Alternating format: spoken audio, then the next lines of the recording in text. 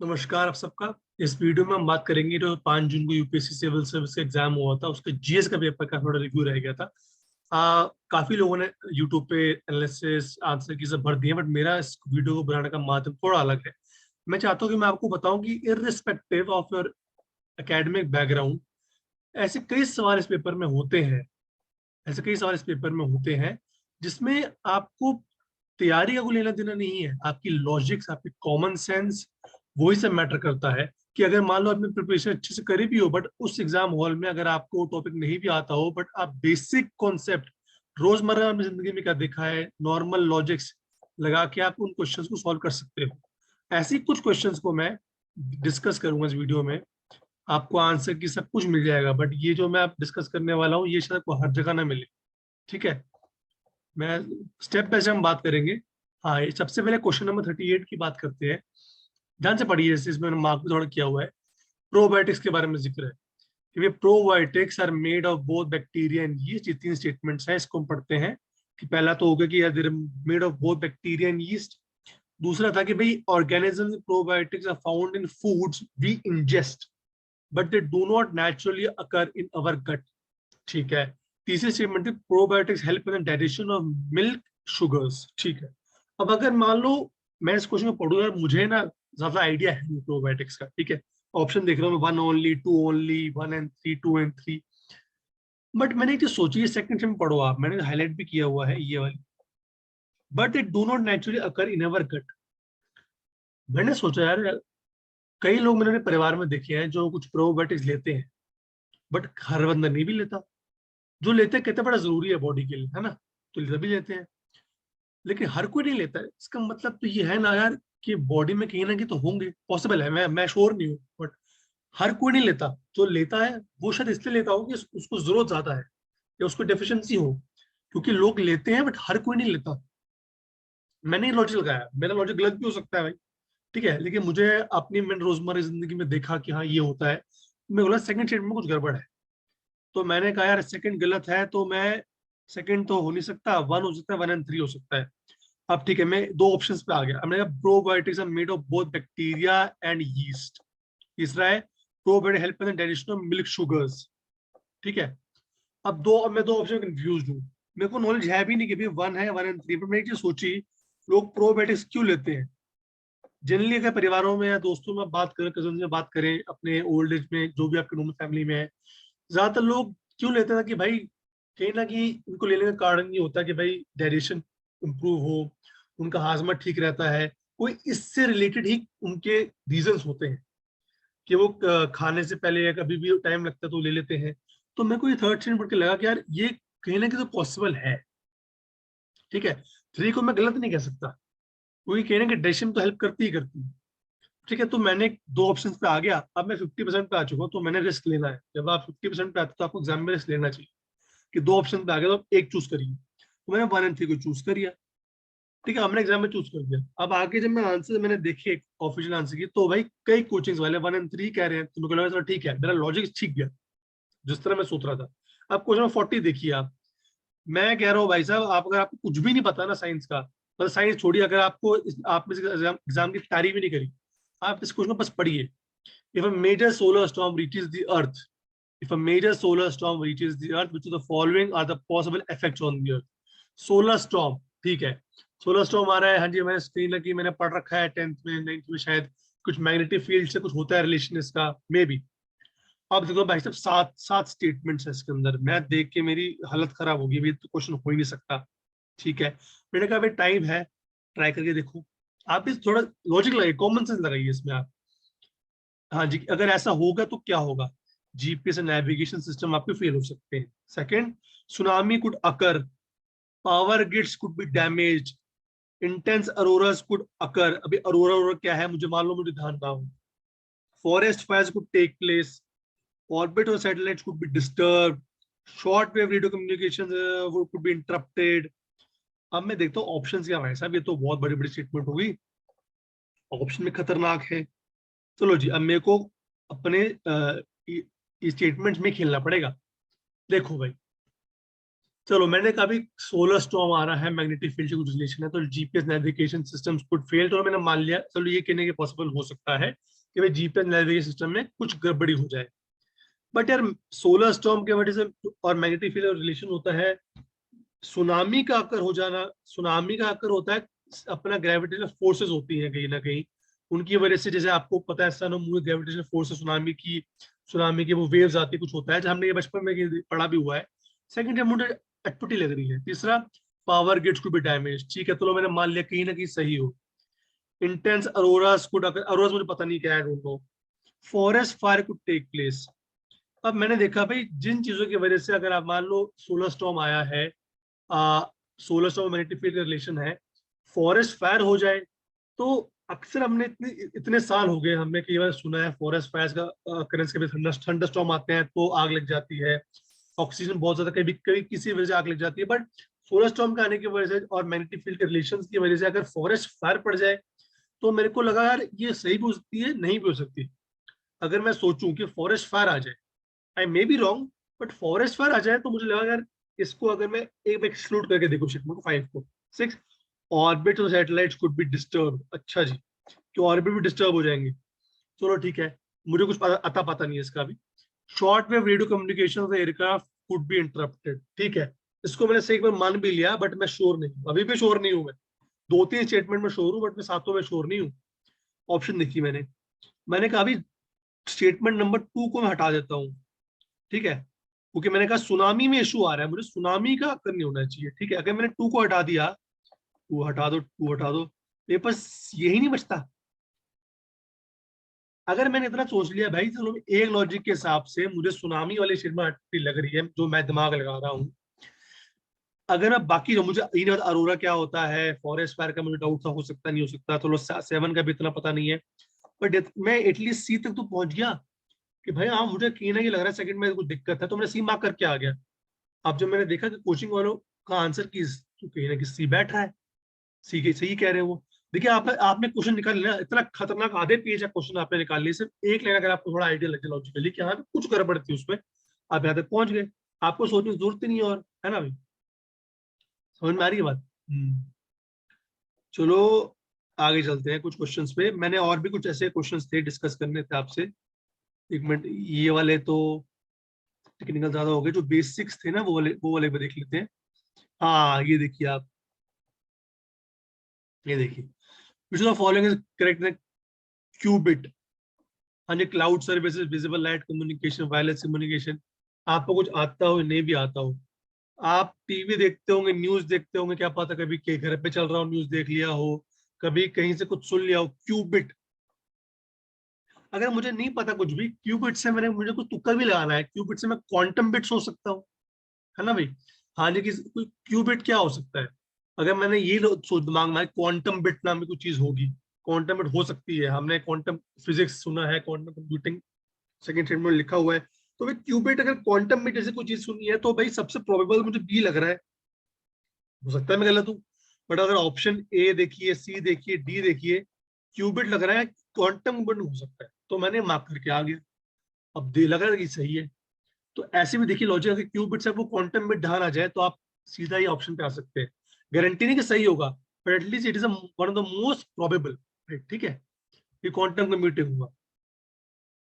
अगला है consider following communication technologies, कि इन तीनों में शॉर्ट रेंज कौन सी है, ठीक है। अब बताओ, क्लोज सर्किट टेलीविजन, आप टीवी या रिमोट चलाते हैं, एक डिस्टेंस के बाद नहीं चलता ना, तो शॉर्ट रेंज है। रेडियो फ्रीक्वेंसी आइडेंटिफिकेशन, फास्टैग सुना है आपने कभी जीवन में, फास्टैग की एक लिमिट होती है, ये नहीं है कि अगर करनाल पे है अम्बाला से वो कर लेगा, उसकी लिमिट होती है कि वो चेक चेक कर पाया, तो उसको भी शॉर्ट रेंज में लेंगे आप। वायरलेस लोकल एरिया नेटवर्क, आपका वाईफाई ले लो, वायरलेस वायरलेस है लोकल एरिया नेटवर्क, वाईफाई कितना दूर चल रहा है ना। आप वायरलेस सोचिए, वायरलेस, अगर आप वाईफाई एग्जाम्पल ले लो आप, तो इसका मतलब तो शॉर्ट रेंज है, तो उसका इसका तो आंसर तीनों डी होना चाहिए। आप एग्जाम्पल देख रहे हैं, मैंने क्या किया, रोजमर्रा में जो जिंदगी में देखते हैं, आप ऐसा लॉजिक सोचो, ऐसे सवाल निकल नहीं जाएंगे। ये कह रहा हूं मैं, कुछ सवालों में नॉलेज काम नहीं आती, लॉजिक काम आता है सिर्फ, जो आप रोज देखते हो, समझते हो, जीवन में आपने क्या किया है, क्या देखा है, सुना है, समझा है, वो सब। और भी कुछ ऐसे क्वेश्चन थे इसमें जिसमें लॉजिक लाने थे, मैं देखता हूँ।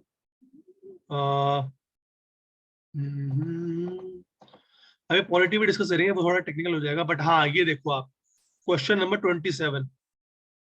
भाई साहब मैं मानता हूं कि आपको मान लो मैप्स की कोई नॉलेज ना हो, मान लो आपको मैप्स की नॉलेज नहीं है, ठीक है, फिर भी बचपन में कुछ से 7th 8th 9th 10th थोड़ा ज्योग्राफी पढ़ा होगा, थोड़ा आइडिया होगा, थोड़ा बहुत तो आइडिया होगा भी शहर जगह कहाँ कहाँ है। ये कह रहे हैं भी अफगानिस्तान के साथ कौन कौन बॉर्डर लगता है। अब मुझे भाई नहीं पता भाई किर्गिस्तान किधर है, तजिकिस्तान, तुर्कमेनिस्तान, मैं तो सुन के हिल गया भाई कि अफगानिस्तान का बॉर्डर किससे लग रहा है।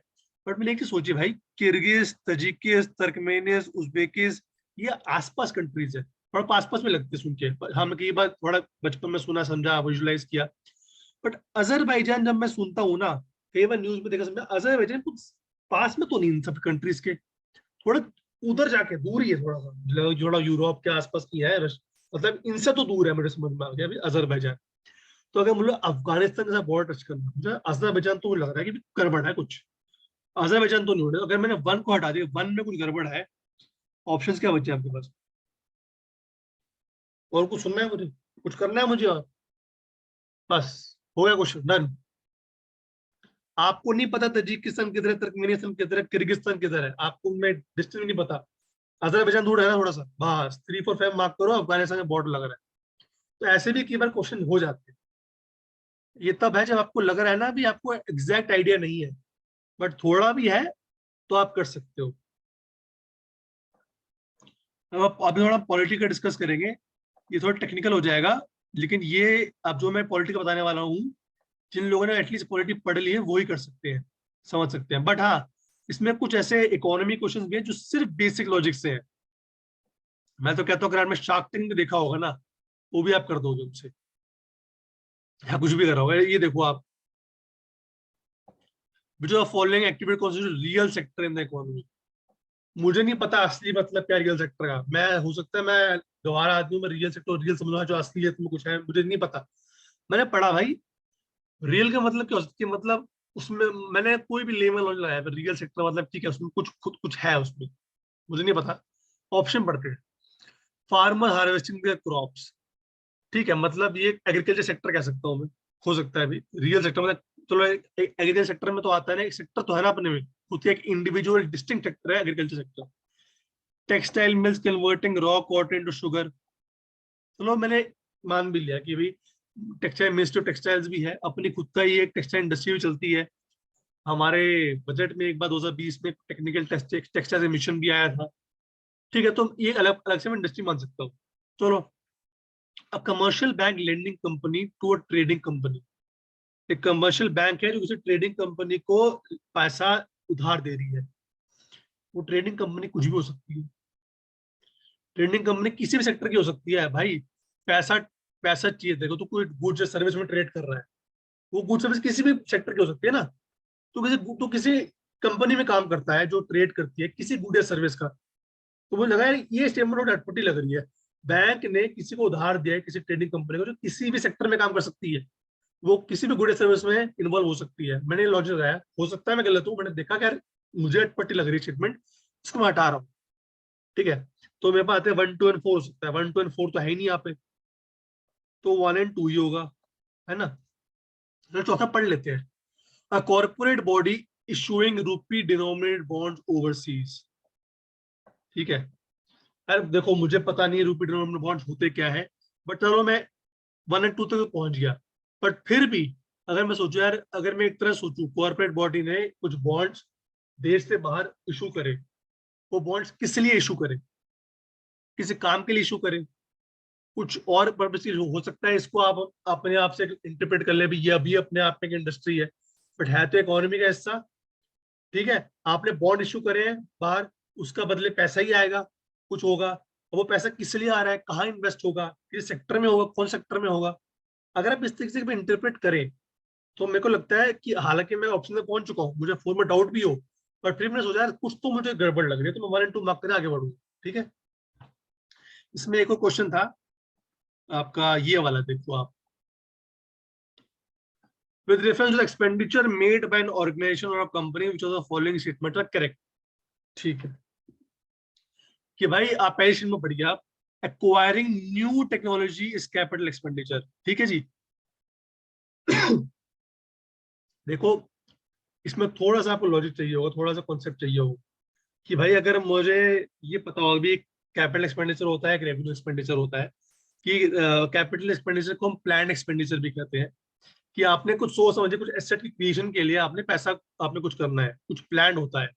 रेवेन्यू एक्सपेंडिचर मतलब मान लो सरकार को सैलरीज देनी हो, पेंशन वगैरह करना हो, पैसे देने हो, वो सब रेवेन्यू एक्सपेंडिचर में आता है। उससे कुछ प्रोडक्टिव एसेट नहीं बन रहा देश के लिए, कुछ वो प्लान नहीं कह सकते, जिससे आप कुछ कंस्ट्रक्टिव एसेट्स नहीं मिल रहे, प्रोडक्टिव प्रोडक्टिव एसेट्स नहीं मिल रहे। बट हाँ, यहाँ पे एसेट की क्रिएशन हो रही है क्योंकि आप नई टेक्नोलॉजी एक्वायर करोगे, है ना।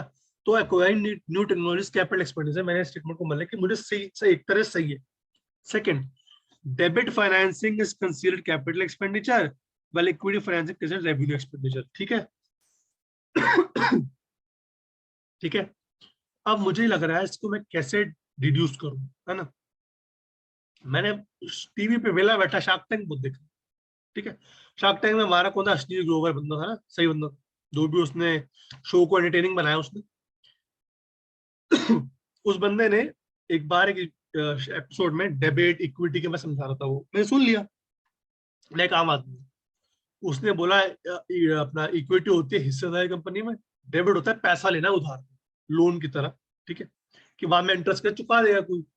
चलो, debit financing is considered capital expenditure while equity is revenue expenditure. मैंने सोचा एक बात बताओ, जो पैसा उधार के लिए ले रहे हो उसको मैं कैपिटल एक्सपेंडिचर मानू एक तरह से, ठीक है, वो पैसा आपने लिया है, सॉरी, वो पैसा आपने लिया है, वो किस पर्पस के लिए लिया है। हो सकता है आपको सैलरी देनी हो, लोन लोन लिया है ना, किस पर्पस के लिए है, गारंटी नहीं है कि किस पर्पस के लिए। बट अगर इक्विटी फाइनेंस करते हो तो आपने कंपनी में हिस्सेदारी ले ली है, और अगर आपने हिस्सेदारी ले ली है तो आपने किसी एसेट में पैसा लगाया है, कुछ सोच समझ लगाया है। तो अगर मैं उसको सीधा ही रेवेन्यू एक्सपेंडिचर बोल दूं तो शायद अटपटा होगा, ठीक है।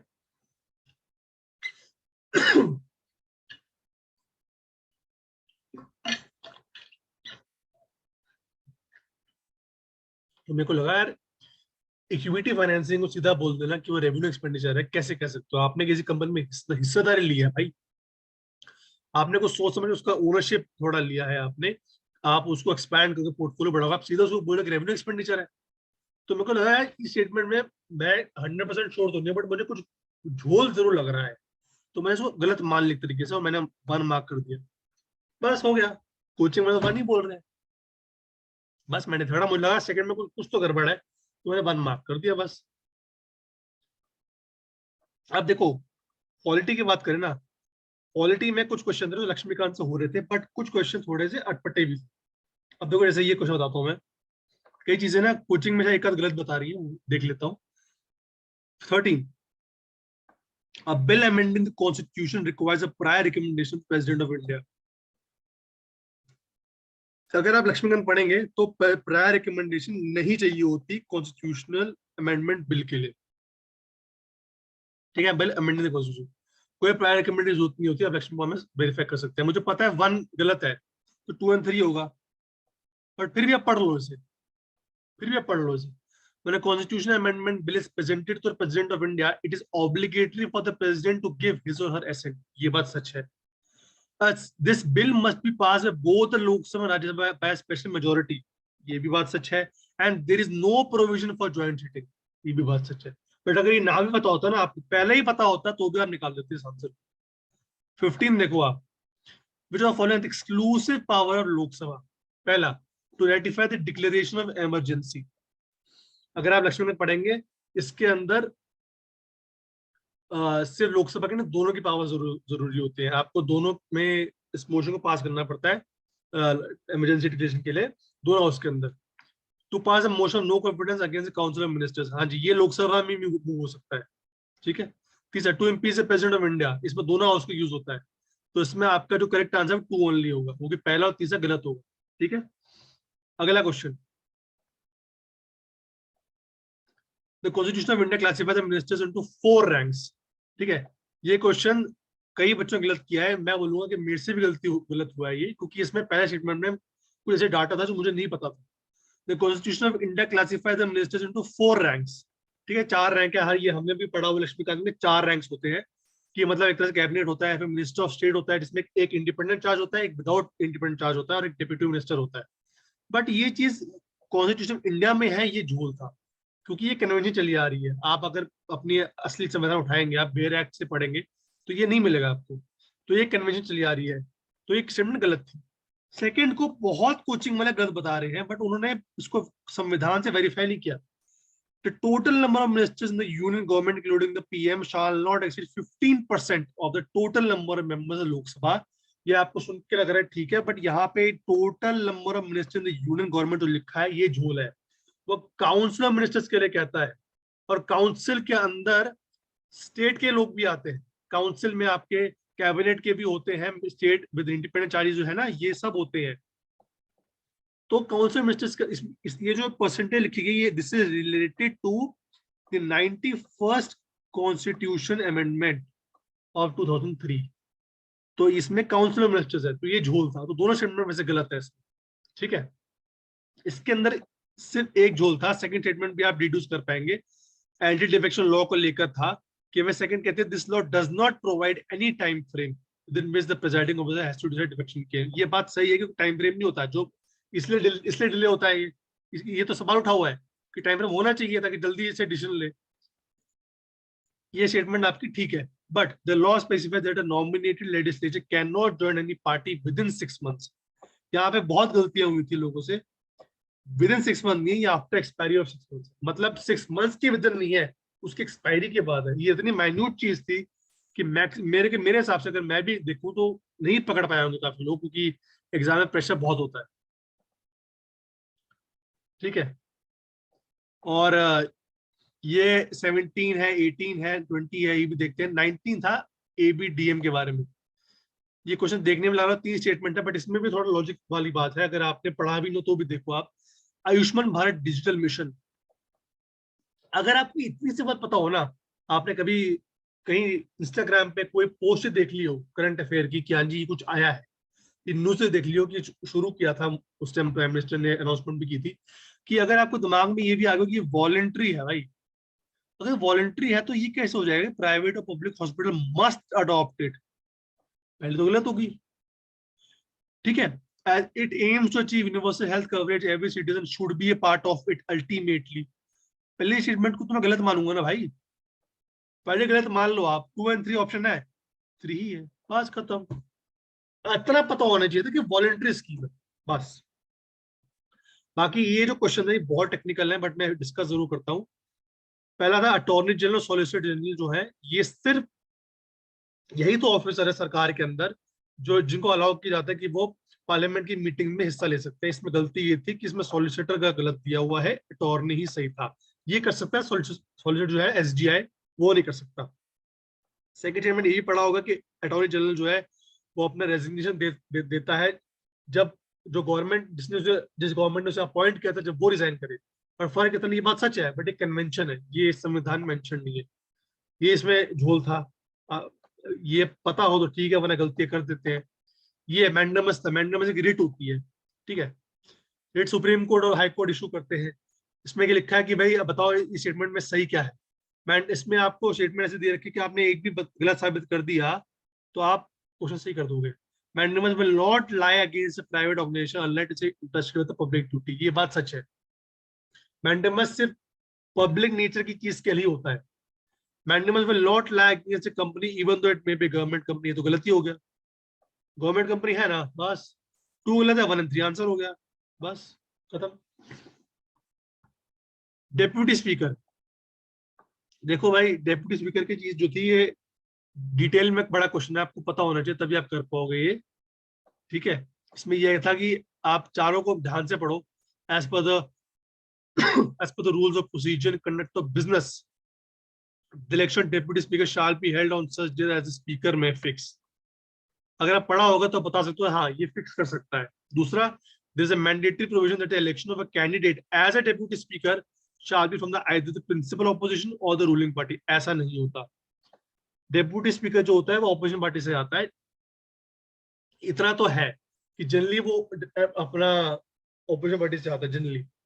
तो अगर आपने कहीं ना कहीं पढ़ोगे जनरली वो आता है ऑपोजिशन ऑपोजिशन पार्टी से, तो ये रूलिंग का लिखा है ना, इसमें लिखा है कि मैंडेटरी प्रोविजन है, या तो इससे आएगा या इससे आएगा, तो उससे स्टेटमेंट गलत हो जाती है, उसने मैंडेटरी लिखा है।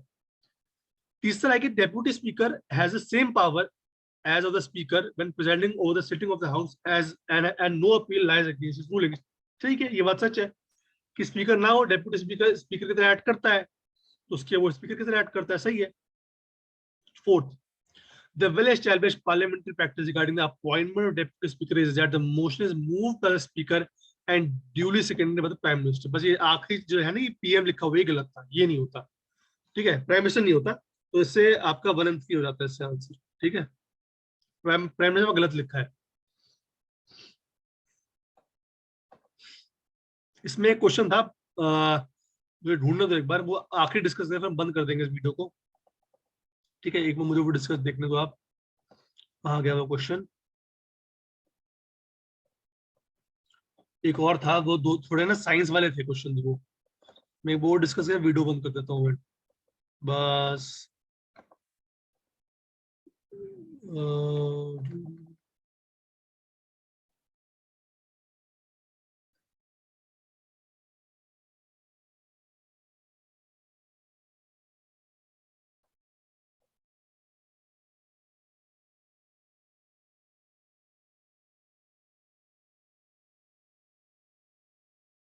आने वाला आ गया, बस आ गया।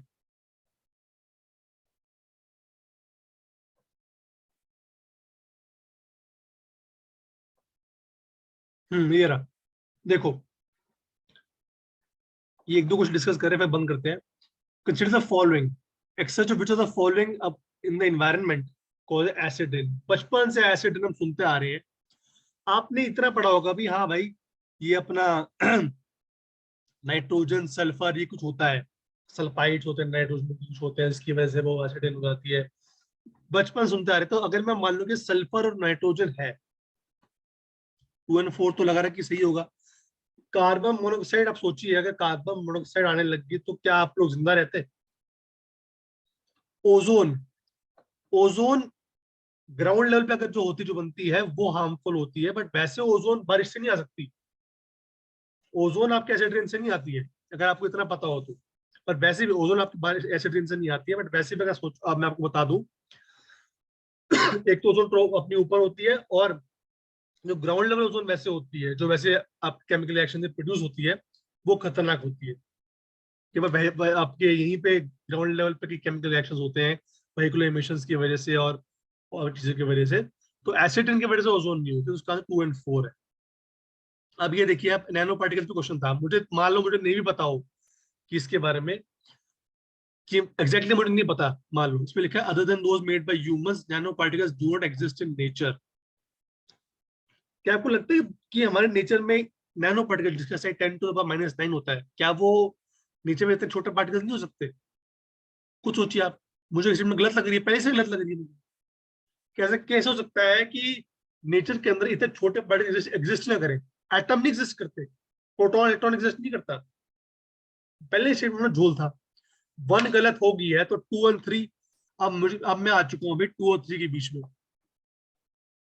Nano particle some metallic oxides are use in manufacture some cosmetics. 2 and 3 मतलब 3 तो ठीक है, तो 3 की तरह मैं नहीं देखूंगा, मैं 2 पे सोचूंगा। कुछ metallic oxide nano particles cosmetic के मैन्युफैक्चर में यूज होते हैं, पॉसिबल है। Nano particles, I may be wrong, but मैंने की पढ़ा था कि शायद ड्रग डिलीवरी में भी यूज होता है। तो अगर आप नैनो पार्टिकल्स को कुछ कॉस्मेटिक्स के लिए यूज करेंगे तो स्किन के लिए बेनिफिशियल हो सकते हैं, टारगेटेड डिलीवरी कर सकते हैं, कुछ आपकी हेल्प कर सकते हैं, सफाई में कुछ भी आपकी हेल्प कर सकते हैं। तो कहने की ये पॉसिबल हो सकता है कि नैनो पार्टिकल्स अगर कॉस्मेटिक में यूज करें तो फायदा हो। तो अगर मैं इसको मान लूं कि सही है, गैम्बल तो खेलना है, 2 ऑप्शन में पहुंच चुका हूँ, तो मैं किसी भी एक को मार्क कर दो। 2 and 3 को मार्क कर दो कि लग रहा है कि हाँ भी पॉसिबल है, कहीं ना कहीं पॉसिबल है, तो आपकी फिर स्टेटमेंट सही हो जाती है।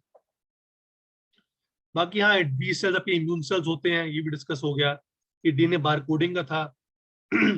ये आपके बाकी कोचिंग में मिल जाएंगे। मेरा सिर्फ तात्पर्य यह था कि मैं इस वीडियो के माध्यम से बताऊं ये कई क्वेश्चन ऐसे हैं जो आपके लॉजिक से भी हो सकते हैं, ठीक है। आपके मेनली जो आपने आसपास देखा है समझा है उसके लिए अगर टेक्निकल कॉन्सेप्ट नॉलेज ना भी हो, बट वहां पे प्रेजेंस ऑफ माइंड लाना जरूरी है, ठीक है। तो ये था इस वीडियो का, आई होप आपको हेल्पफुल लगा हो, इसे शेयर कीजिए ज्यादा तक ताकि लोग प्रेरित भी हों कि यार नथिंग इज इम्पॉसिबल, ठीक है। आई होप ये वीडियो आपको अच्छी लगी हो। So bye, take care, love you all.